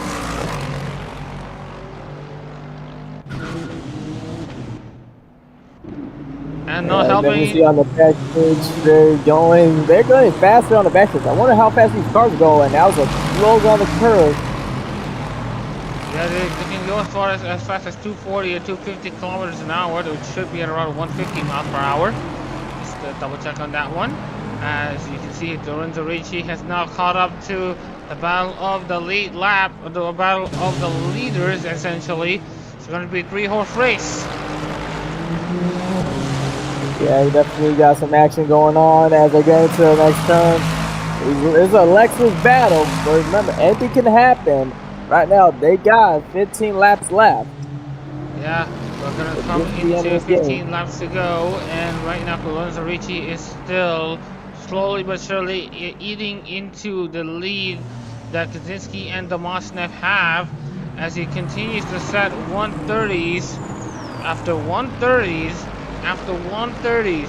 And you see here how Lorenzo Ricci is almost 2 seconds faster that last lap compared to Kaczynski and Demoshev. And right now, this is where the three-way fight for the win starts. Then we can see. Yeah, I just wanted to check again. Also, we have 15 laps to go, so we should have about 20 more minutes of running of this race to go.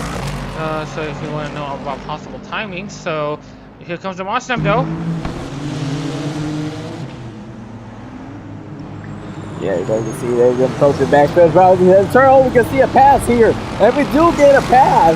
A lead change with the 1974, but it's still having a battle. It's not over. We saw a battle, but so far 74 got the advantage. Yeah. But whoever gets a better exit on a better lane, who's going to get the lead until they get to the next backstretch. Yeah, it's going to be Kaczynski though defending on the inside at Redmond, and then coming into Hobbs. We also have Mavidou CM though being down in 9th place. Tyler Williams now up into 7th. And this is what we mentioned though about Tyler Williams though having the better tire. Here it comes actually Demoshev trying to make a move again on the inside of and that's lost of Demoshev once again. Over on his lip, but saves of the 19. Oh dear, that three-way fight for the lead has essentially come to a bitter end as the velocity of Demoshev went down the inside, hit himself way too hard on the curbs. It sent him on a barrel roll, and now it will be a battle between Kaczynski and Lorenzo Ricci for their wins in Hololive GT3. Wow, that was an incredible save. Wild crash, but the car manages to land on 4 EJ2 tires and still, technically can still run, but we don't know. We'll see what will happen there. Car's off the track, so they won't call a caution on that. But yeah, he is retiring from this race. So it's now going to be a battle between the two cars who have not won race since 2022. The last time the Porsche Marine number 6-1 was also back in 2022, in mid-2022. That was when Jake Fox won 2 races for Porsche Marine in that number 6 car in one of the Suzuka finale races in the 2022 split season. And for essentially Lorenzo Ricci himself, he has won a race before, and he actually won, or rather we apologize, we actually took a look into the pole record. For the win record on the other hand, it was way back in Autopolis actually. It was in May 2022 when the Porsche Marine number 6 has last tasted victory. And of course it was Brendan McConley who was the driver for Porsche Marine. And now looking into the other record of essentially when Lorenzo Ricci last won, he once represented Porsche Marine Suisse back in the 2022 season. His last win was also in 2022. So Lorenzo Ricci looking for his first win for Porsche Marine. And also, Roger Kaczynski is looking for his first win in 2022. And for Lorenzo Ricci, he's looking for his first win since 2022, and his first win for Porsche Marine. Yeah, you can definitely see that going to a turn, going perfectly. And that was a little bit tough exit. A little bad exit, but still got ahead. The 74 car still a little ahead, still got a little traffic. Right now, these cars are approaching lap traffic eventually. Surprisingly, they haven't caught up to the lap traffic. Oh, we definitely know Sim4 is definitely going to try to make a pass to catch up with the rest of the lap traffic. The leaders definitely got interesting going. Speaking of which, Roger Kaczynski is still trying to find something against Lorenzo Ricci. He needs to statistically get very, very close and make a move down the inside. Dives down very deeply, Kaczynski. He's not a guy who's known to be very aggressive. He would prefer to buy his time. So right now Ricci is going to try to see if Kaczynski is going to be making mistakes. what he's currently hoping for. Yeah, you see they're going to the next turn. Got a train of 3 on the turn. Oh, the 74 took a wider turn, but definitely try to get an early. A couple of them coming next turn. No, well, watch out though. Lorenzo Ricci is going to go down the inside. Lorenzo Ricci is going to go down the inside. It was a mistake for Ryan Kaczynski to go off wide at Atwood, and he is going to go down the inside against Kaczynski. And right now it's going to be Kaczynski with the slight advantage coming into Revolver, and Piper hangs around the outside. Well, he needs to watch out for Joshua Asahi in front. Lorenzo Ricci just needs a good run off of Piper, but Kaczynski is out to the task. Yeah, they're doing a amazing job trying to keep it too wide. Oh, but that's going to hurt the 74 down the grass. Yeah, you may have got the position up, but right now the 6 is going to want to take advantage of that. And the 6 went into the grass a bit. And so far, the 74 actually got the advantage, but now we got the next turn. Oh, that looked mighty close from here. It looked like we're about to get some contact going on, and they go to the next turn. These two are literally going at each other's throats right now. Ooh, right now, the 74 have won the battle. Yeah, the 74 won the battle right now, but the war is not over yet, as they've now started at lap 45. 44 laps complete here in essentially Okayama, and unfortunately Lorenzo Ricci went on for an interesting line that did not work at the slightest. But right now he is going to see if Lorenzo Ricci will try to capitalize on one more Ryan Kaczynski mistake. You saw how Kaczynski actually went off the outside against at Atwood corner, and that actually opened the door for Kaczynski to actually go down the inside. But right now Ricci is gonna wager that if he makes the same mistake again, then Ricci is gonna be the one who's gonna try to close it down. We've seen how it worked. Let's see if he's able to finish it. Yeah, so far, definitely that 6 car got into the grass a bit. That's going to hurt him even more. Right now, 74 definitely got a huger advantage now because of that. So this is going to be a very close one between these two, but it doesn't look promising. Well, let's see here if Ryan Kaczynski watches an overtake against Joshua Asahi. He's currently lapped down. He's currently the last car in the points. Lorenzo Ricci is going to try to essentially throw himself at it in that number 6. Right now, there is still Ryan Kaczynski, who was also getting pretty close, though, to Joshua Asahi. Remember, one mistake from Kaczynski, it's going to be Lorenzo Ricci who's going to try to steal everything. Yeah, right now they're approaching the line. They're definitely going to see some action. Right now, we're closing into the final 10 laps. Right now, these two drivers are definitely going at each other.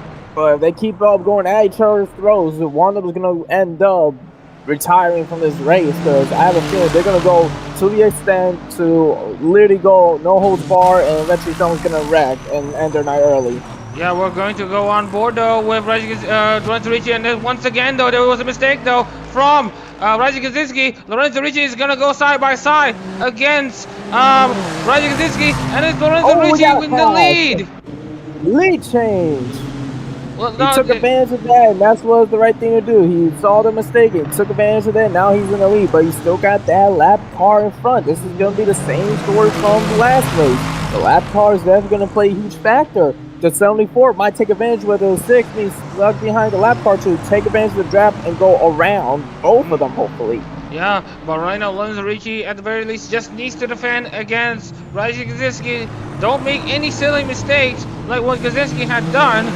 And right now, all he can at the very least try to open the gap between himself and the lap car. But if Ricci can just hang around where he is at the moment, then I say that he is going to essentially come out of this a winner for the first time in 2.5 years. But right now, all he needs to do is to find the right space to overtake Joshua Asahi if he wants to completely secure this race. Yeah, it's definitely intense so far. Ooh, these drivers are definitely making sure one of them will try to get the lead, but they're just keeping it up, keeping close tabs, but that lap car is still there. They need to find a way around that lap car. That's what needs to happen if someone's going to try to take an advantage, or if the 6 is going to stay ahead. You got to get around that lap car. Yeah, unlike essentially Ryan Kaczynski, even though he did get closer to Joshua Asahi, he essentially took it easy and took the conservative route. And I think the conservative route for this race is going to be the way to go, as Lorenzo Ricci is essentially biding his time to make his move against Joshua Asahi. Also, pay attention to, I think he is actually making contact though. He's actually giving a bit of a rub onto the quarter panel of Joshua Asahi, and he does have some slight damage, but he's still going to continue regardless. Yeah, you definitely saw some contact with the lap car in the 6. I'm surprised 24 did not take advantage of that. I thought that lap car was going to get spun, but you also didn't realize the 6 is not using its brakes as much as the lap car, because you can see the brake rotors on the lap car is blowing more than the 6. So that means the 6 is taking advantage of being behind the lap car to not to brake so far, basically using the lap car as the brakes, so he doesn't have to use his brakes fully. That actually could be a huge factor. It could be technically a fair play shot. And right now he is trying to defend his race lead. A good notion on how the brakes would function, essentially. As you can see here, Cashew is trying to get closer and closer to the lead cars.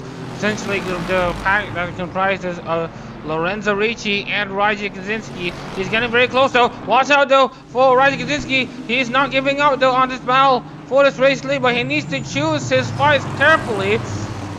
If he goes down the inside outward right here, he will hit the clutch way too hard and he will get into a rollover, just like what we've seen with Cal Gibbons. And if he does it at the final corner, that's going to be similar to what we've seen with Lasa Tomashev earlier this race. Yeah, that was a very close to shot. That was actually scary. But we definitely saw that these two, the 6's definitely made a move faster than the lap car. But the lap car having more speed, especially the fact the 6 was in the grass, so it wasn't worth it actually in the end. But the 6 is keeping up with the lap car, treating it like it's a competitor in the race in the lead lap. And right now the 6 got an advantage, and the 71 is going behind the 6 to try to get around the lap car too because of the draft. Yeah, and right now the attempted pass against Joshua Asahi has not worked out for him so far. But if Lorenzo Ricci needs to clear him, he needs to clear now, and he needs to also pay attention on the inside curbing. Yeah, but it's gonna pay off. He's gonna try to do it. He's gonna do it.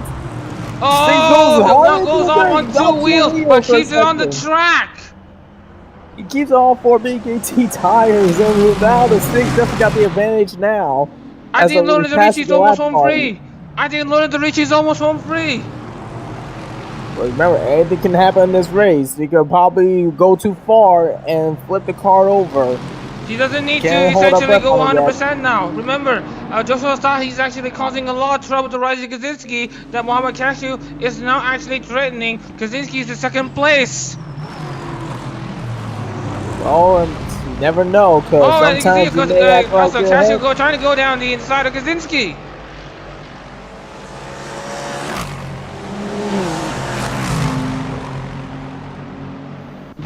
Whew. As you that can was see a here. close one. Yeah, that was a close one. As you can see here, Muhammad Cashew now goes up into 2nd place for Tsunomaki Watame. Meanwhile, Lorenzo Ricci only needs to complete over 5 laps, or rather over 6 laps. He just needs to complete 6 more laps for him to bring home this win for the first time since 2022 for both himself and Hosho Marine, and to also give him his first win in Hololive GT3 for Hosho Marine. Yeah, right now so far we're getting close to the next corner, and you can definitely see that lap traffic is now giving the 6 the huge advantage. And now technically we can say the 6 is home free unless he goes a little too reckless on the turns. And right now, all he needs to do is to focus on the final 6 laps here in the Okayama 400 split B race. All he needs to do is to essentially keep this car on 4 wheels and to keep this car pointed in the right direction. This is all what he just needs to do. He just needs to do this. He just needs to bring this home. He doesn't need to do anything else. And if he's able to do this, then he should be able to essentially, as we mentioned, come out of this as a winner. But for now, we still have potential battle that we want to take a look into, because Cashew is still stuck behind Joshua Asahi. Raji Kaczynski, on the other hand, is also looking for something against Mama Cashew. Yeah, we definitely see a lot of intense going on, but now something can probably happen with the 2nd place car with the lap traffic. Oh, you can see here he actually went wide though. Mama Cashew has to think about defending against Roger Kaczynski once again. But meanwhile, speaking of which, we also might see some potential battles here. Derek Barger, Tal Williams, and Hofumi have essentially traded blows between each other through and through. And we're going to see Tal Williams can at the very least steal 6th place away from Daniel Barger as it stands.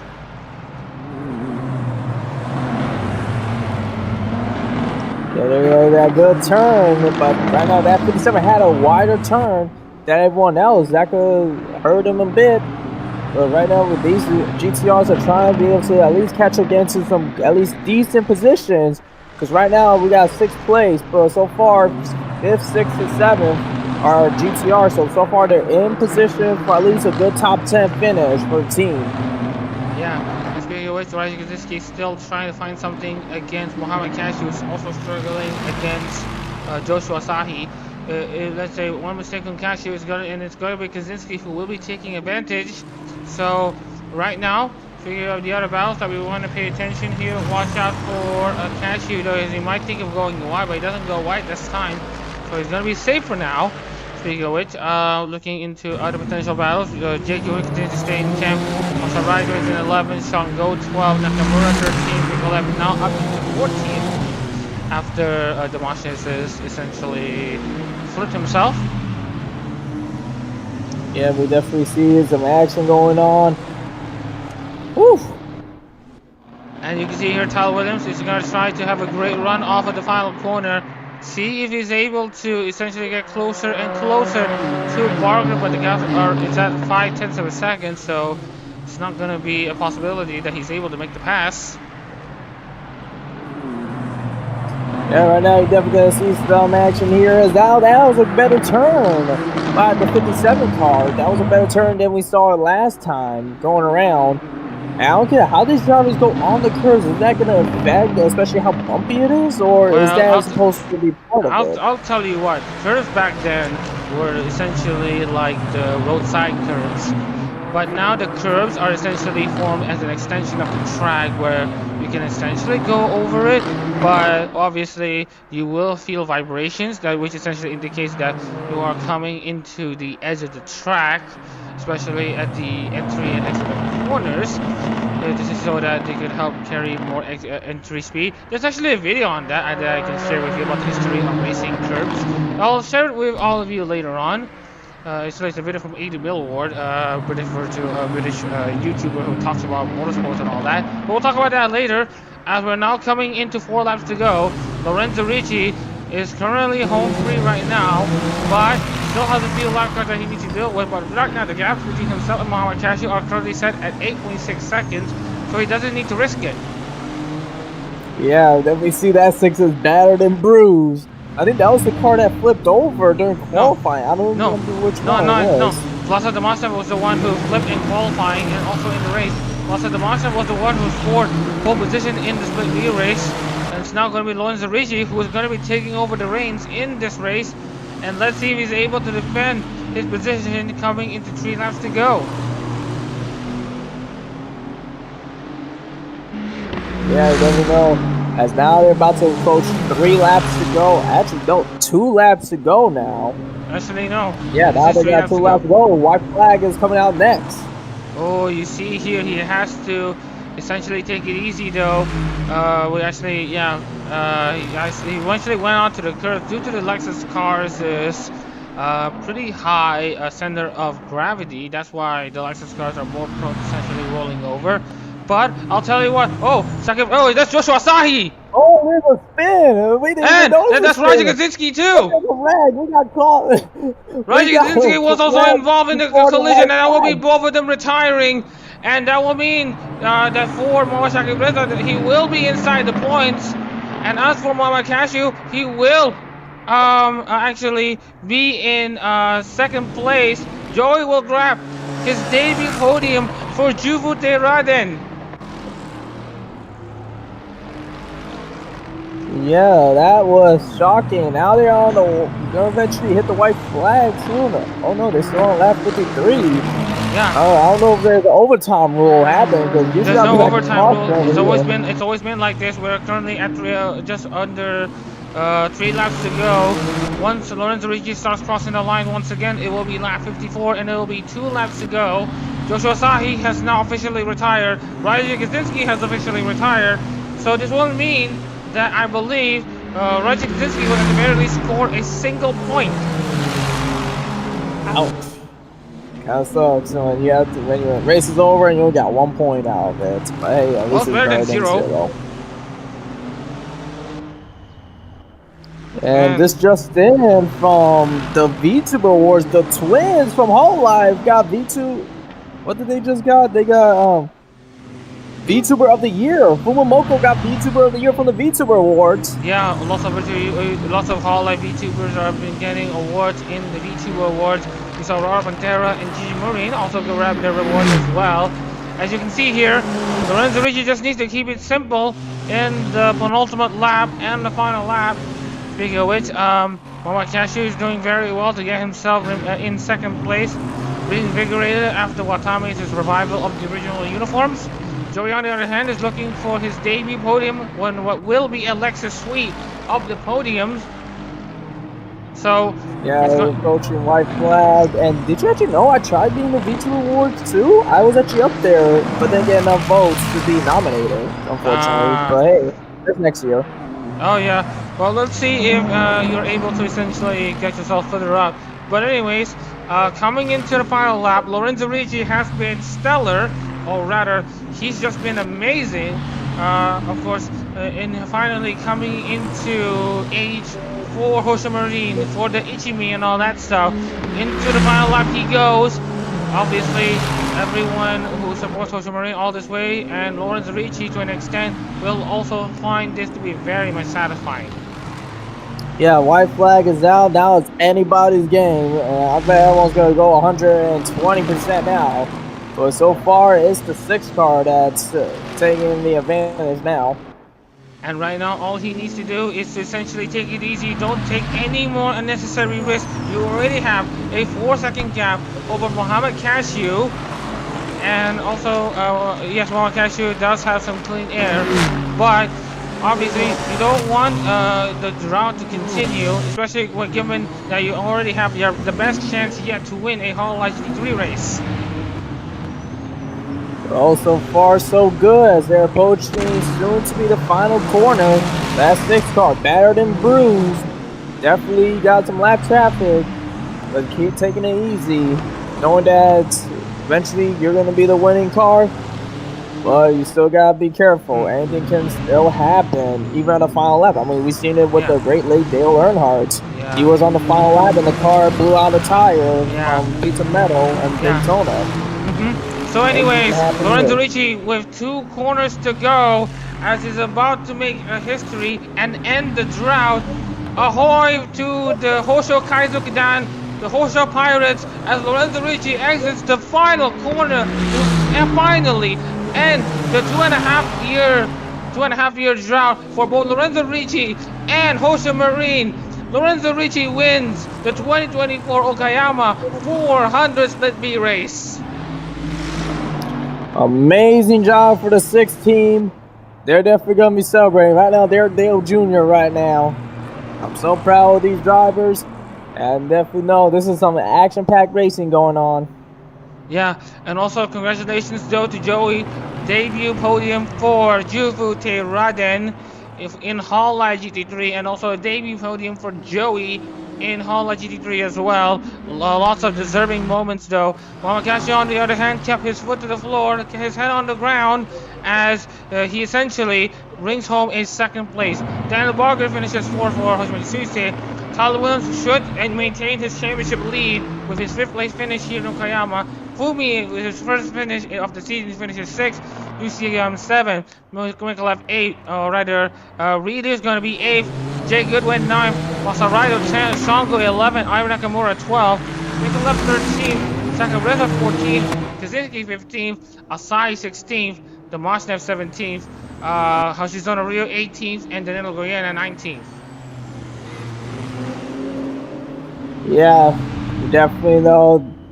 The race is over, but everyone's still going to try to get their positions in and hopefully get some points out of it.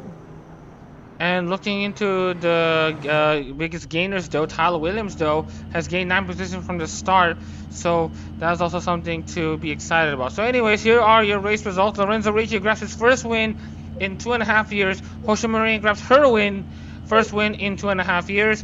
Congratulations to them for the win. We have Umama Kashi for Sonamaki Watame, and then Joey rounds out the podium for Jufute Raden, and then the full Lexus Laka on the podium. Daniel Vargas the first Nissan to finish the race in 4th for Suisse, Williams 5th for Amane Kanata, and then Hofumi 6th for Tokino Sora. DCM 7 for Omar Bolka with 8th place review for Takamata Chloe.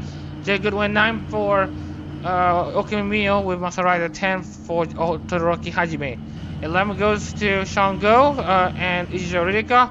Ari Nakamura 12 for Ari Nakamura. Miko left 13 for Sakura Miko with Sakurasa 14 for Moses Nene. Alexander Kaczynski and Joshua Asai going to collision on lap 53, which sends both of them out of race. We'll be checking the replays after this. Kaczynski finishes 15 for Choco. So, Joshua Asai finishes 16 for Koyori. Damasha 17th for essentially Aki Rosenthal. Hoshizona Rio, car number 18 in 18th place for Nakari Ayame, and then Goyena 19th for Sadabe Kora. So, Grave, as we're about to get into replays, what are your thoughts of this race? It was more crazy than last race. The Split 8 race wasn't this chaotic. We got a bunch of contact, we got a few wrecks here, and a few going on their lids. But definitely intense racing here, and this is more exciting.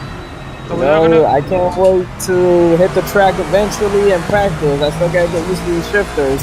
But I definitely know that black 99.3 car, it's gonna be something to see. Y'all easily will see it on the track anyways. Don't worry about that. Let's take a look at the replay though for Vlasa Damashnev.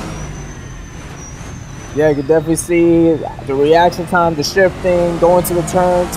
See, that's how racers actually do it. And here's the battle between Kaczynski later on. This is for the race lead.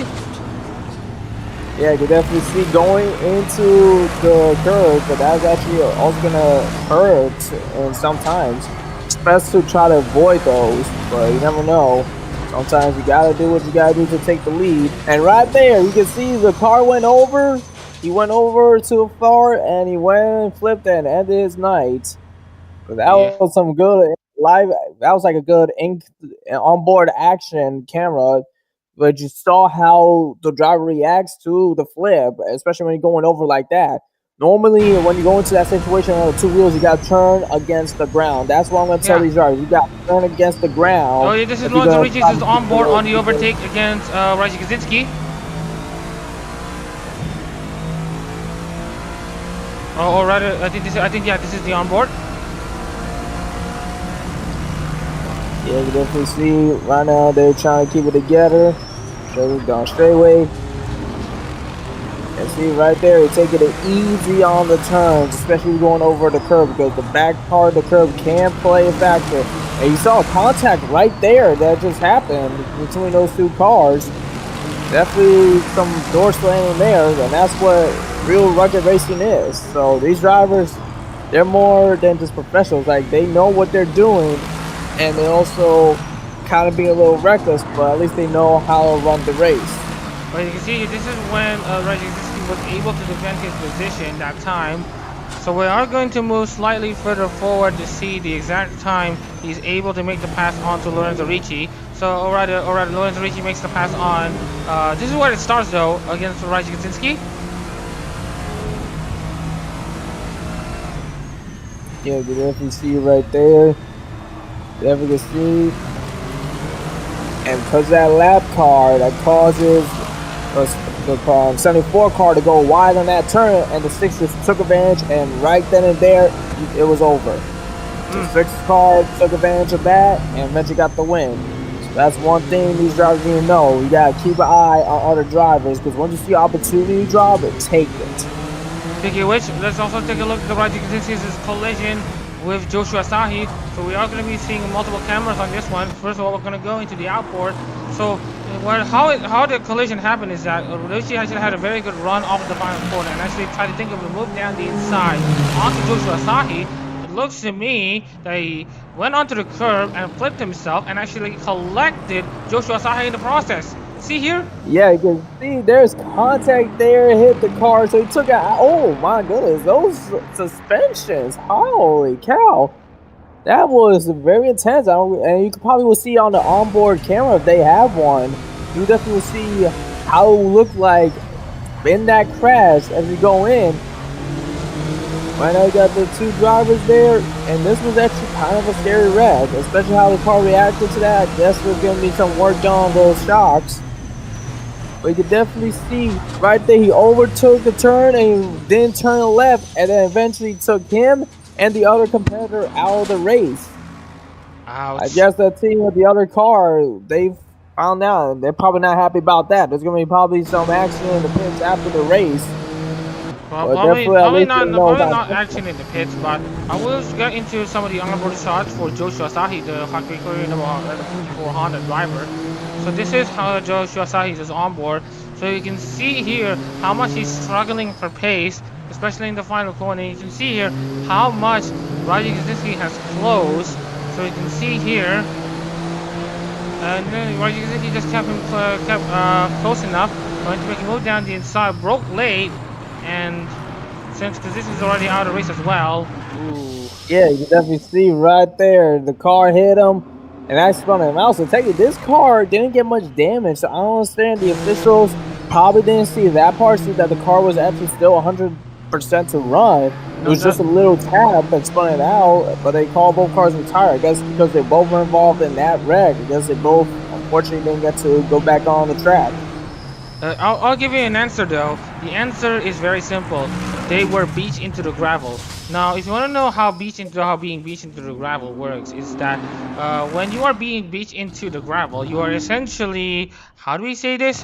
Stuck in the sand trap because you can't really move your tires. You're essentially stuck there. Your rear, your driving tire, your driving wheels are essentially just rotating as it goes.